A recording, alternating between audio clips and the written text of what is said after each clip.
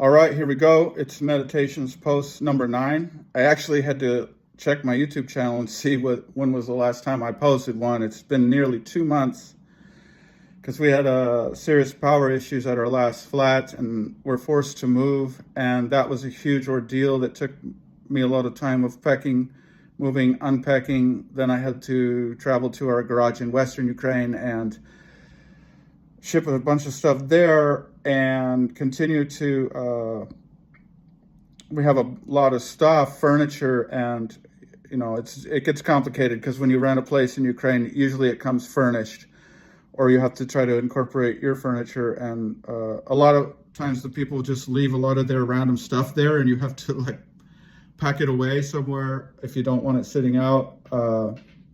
Anyhow, we have a lot of camping equipment and other things we've used for English camps and English clubs in the past. It's just tons of stuff we've accumulated over the past 15 years in Ukraine. And so I'm frankly exhausted, and I have a lot of books and furniture and tools. I'm still getting sorted here. So that said, I haven't posted in a while, and the other thing is I had this topic I want to talk about, which is a little bit controversial, and I hesitate to post it because when you speak the truth, people don't always want to hear it, especially when it's about one of their heroes of the faith. So this is about Tim Keller, and why you should be careful with him. And I say this as someone who for many years, Tim Keller had become my favorite preacher. Before I ever came to Ukraine, so this was like 2008, I think it was, I listened to several of his messages, many. One in particular was a 4-part sermon on Jonah and idolatry, which really helped me when he was teaching about explosive replacement joicing and the explosive power of a new affection. And this helped me with a particular struggle I had in my life. I listened to this 4-part message like 4 times, maybe more, just trying to drill this concept into my mind and soul. And he said that the reason, he was at an evangelistic conference, and he said the reason that he was sharing it was because he wanted Christians to understand that we're all idolaters, and so that when we do evangelize people, we don't do it from a position talking down to them, but as equals, as sinners in desperate need of Christ's grace and redemption. So I found this to be very insightful, and it not only applies to evangelism, but all of life and biblical counseling and just understanding our own hearts, and etc. And he is a very insightful person. I always appreciated his kind of fresh angle, not unbiblical, but fresh way of explaining sin, idolatry, grace, and the gospel. And I used to meet with guys in a pub every Tuesday in Odessa and work through his book on Galatians when I was preaching through Mark at church, and a church plant we helped with years ago. I would always refer to his commentary on Mark, among other people like Sproul and even N.T. Wright and others. But N.T. Wright, Keller, and Sproul always had this kind of accessible style in their commentaries, and also valuable nuggets and insights in there that were very helpful when forming sermons. Also, I remember in 2011, I believe it was, when I was newly in Ukraine, I used to meet with a guy, and we were working through his book, Center Church or Central Church, and just discussing the concepts in there for church planting. His book on prayer is actually, there's not a lot of books on prayer. Well, actually, there probably is, but there's like books from the Puritans, a small booklet on the power of prayer, a lot from E.M. Bounds, who was, I believe, an Armenian Methodist, if I remember correctly.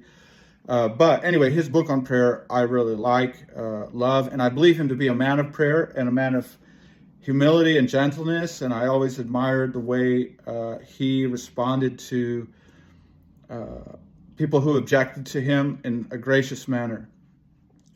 However, what I want to discuss in this video, I wanted to put together something real thorough with all the citations, and so that it's basically just spoon feed to you. Here it is, here's where he said it, here's what happened, but I'm just going to go off the top of my head. And so over past, I think it began 5 years ago, a number of red flags started coming up with Keller, and I'm just going to list those off here, and things to be aware of and cautious about and mindful of, and not just to recommend him to people, because his influence in Ukraine has probably been more profound than any other Reformed teacher, even in more Baptistic circles and stuff in Ukraine than I know of. And I know it's hard whenever you have this hero in the faith. We got to be careful about putting people on pedestal, and it can be somewhat disillusioning, discouraging, and heartbreaking whenever you have to, when you have this person you respected and admired so much, when you realize, well, there's more here than meets the eye. So he would recommend this scientist who was kind of like, as I understand it, a right-hand man of Fauci. And the worst thing is he did several experiments with aborted babies and fetal tissues, and among that, many other ethical, questionably things, scientific experiments. And Tim Keller referred to him something like a prophet like Daniel. This is extremely odd. And either Keller was not aware of this, but someone as well-read and informed as Keller is on the culture and everything, you would think he has to know. And why would he call this man a prophet like Daniel, who's doing such things? And so this is the biggest issue that I take. And then Francis Collins also played a song at Keller's funeral, and he's associated with many, I believe, leftist compromised evangelicals in what they call Big Eva, and connected to Russell Moore, who, in my opinion, is, don't take my word for it, do your own homework, is just flat out evil and not a Christian at all, completely compromised. And the other thing is, when the critical race theory started going around, if you don't know what critical race theory is, it's basically neo-Marxism. Views the whole world through oppressed and oppressor groups, identity politics groups, puts everyone in categories of black or white or male or female or homosexual or straight, or it's no longer just proletariat and bourgeois, it's oppressor class and oppressed, and the oppressor class is the hegemony over the culture. And so, well, if you're trying to replace them, then all you're trying to do is become the hegemony, the oppressor.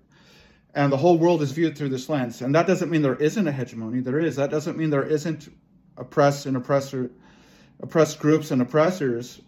But you can't reduce the whole world through merely that lens and view everything through that structure. And while this was going around and was really big and really hot, Keller came out and he made a comment that white people make $1 million more in their lifetime than black people, with no added nuance about anything.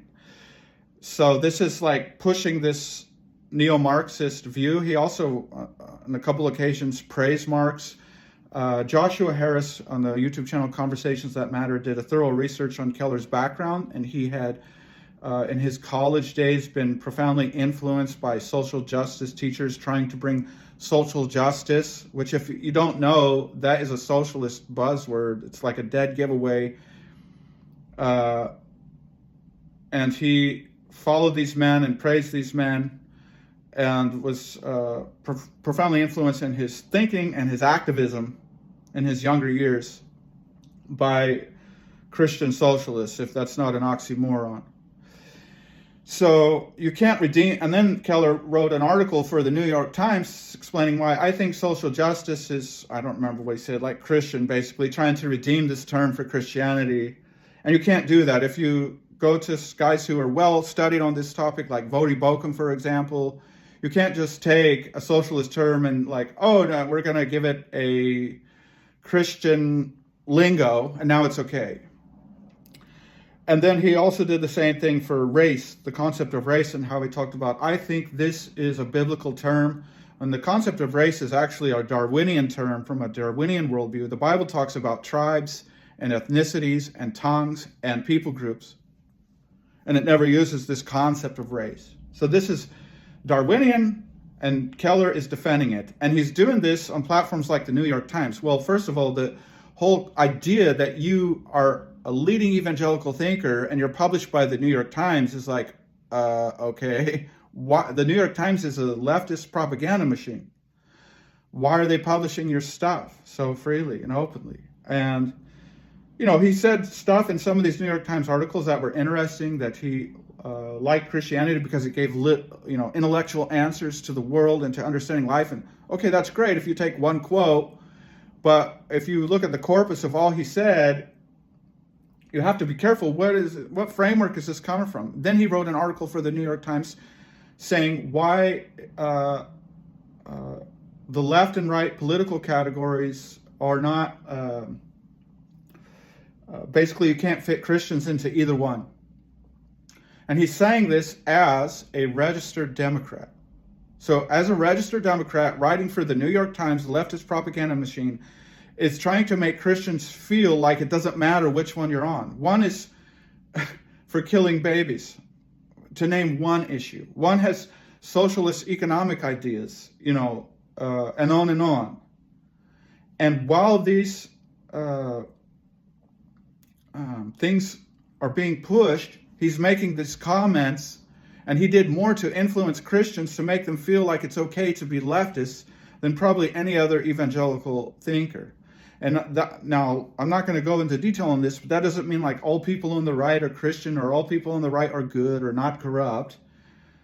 But by and large, the policies of the right are far more in line with the Christian worldview than the left. Like far more. So there's recommending Francis Cullen and the aborted babies. There's the neo-Marxist comments on social justice and whites making more money than blacks. There's his background with the social justice activists, evangelical activists. And what else? There's, and I actually responded to him on Twitter back when it was still Twitter about the race thing. And his response to me was very kind and very gracious. And I was just noted how gentle he is in interacting with his dissenters.